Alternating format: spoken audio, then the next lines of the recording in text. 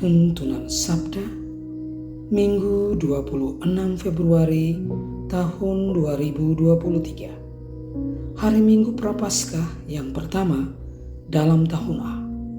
Injil Matius bab 4 ayat 1 sampai 11. Ayat emas ayat 1 sampai 2. Maka Yesus dibawa oleh Roh ke padang gurun untuk dicobai iblis.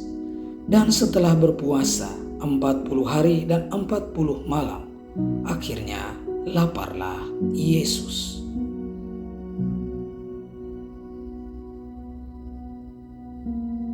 Bapa, Ibu, saudara-saudari, anak-anak, umat Allah yang terkasih dalam Kristus. Pada hari ini, kita memasuki hari Minggu pertama dalam masa Prapaskah. Banyak orang menamakan pekan pertama Prapaskah ini sebagai pekan pencobaan atau pekan godaan. Bacaan Injil yang kita dengar dalam perayaan Ekaristi mengisahkan tentang pengalaman hidup Yesus. Ia dicobai di padang gurun oleh iblis. Dikisahkan oleh penginjil Matius bahwa Yesus dibawa oleh Roh Kudus ke padang gurun supaya dicobai oleh iblis. Setelah berpuasa selama 40 hari dan 40 malam, ia pun dicobai.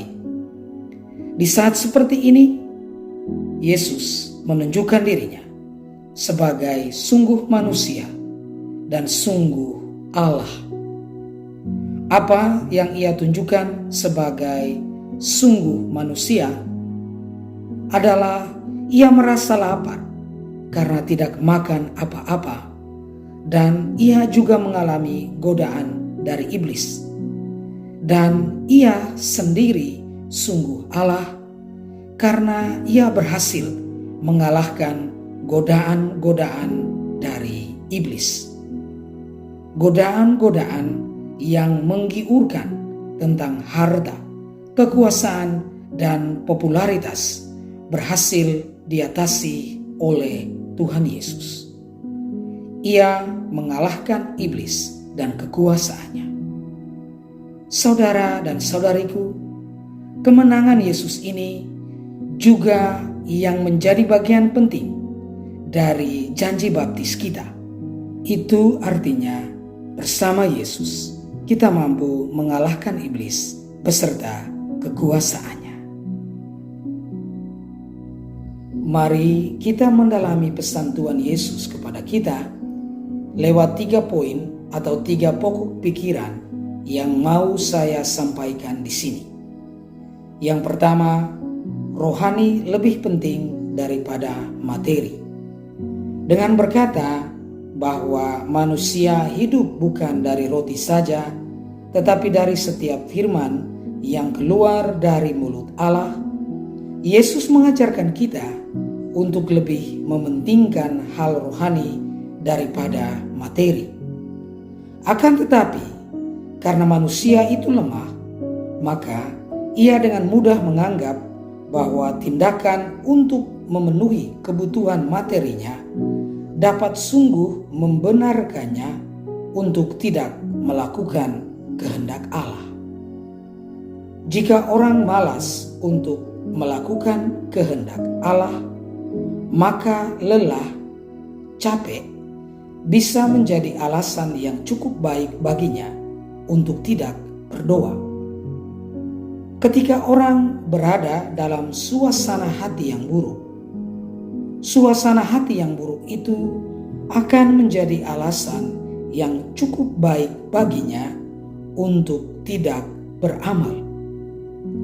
Dan pada saat seseorang merasa bahwa dia memiliki ide yang bagus, maka hal itu akan menjadi alasan yang cukup baik baginya untuk bertindak seperti yang dia inginkan, bukan seperti yang Tuhan, yang Kristus ajarkan kepada kita. Strategi iblis untuk menjerat kita adalah membuat kita lebih melihat diri kita sendiri dan kebutuhan kita daripada melihat Tuhan dan kehendaknya serta kebutuhan gereja dan orang lain. Yang kedua, masalah terlalu percaya diri.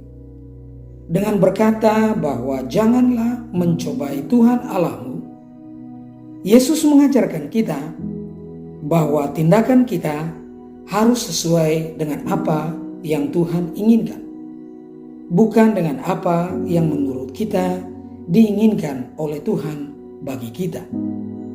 Selalu ada bahaya terlalu percaya diri untuk mengira bahwa Tuhan berpikir seperti kita dan kita tidak mencari dengan segenap kekuatan kita untuk menemukan apa yang sebenarnya dipikirkan Tuhan bagi kita.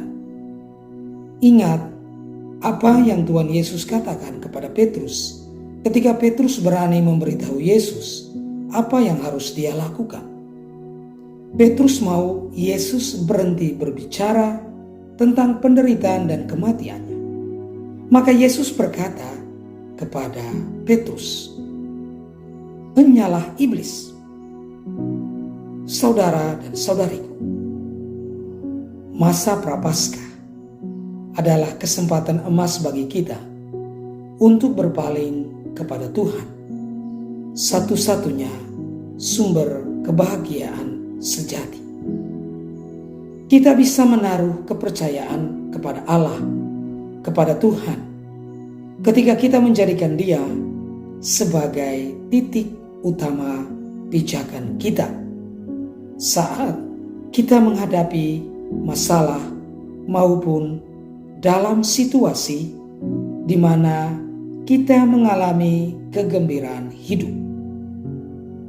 Kita hendaknya berpaling kepada Tuhan dalam setiap doa kita. Intinya, hidup kita menjadi sebuah doa bagi Tuhan. Maka kita bisa menemukan kehendak Tuhan bagi diri kita.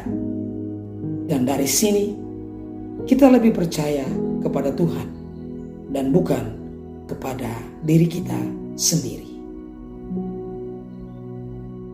Yang ketiga, hanya Tuhan Allah saja yang layak disembah.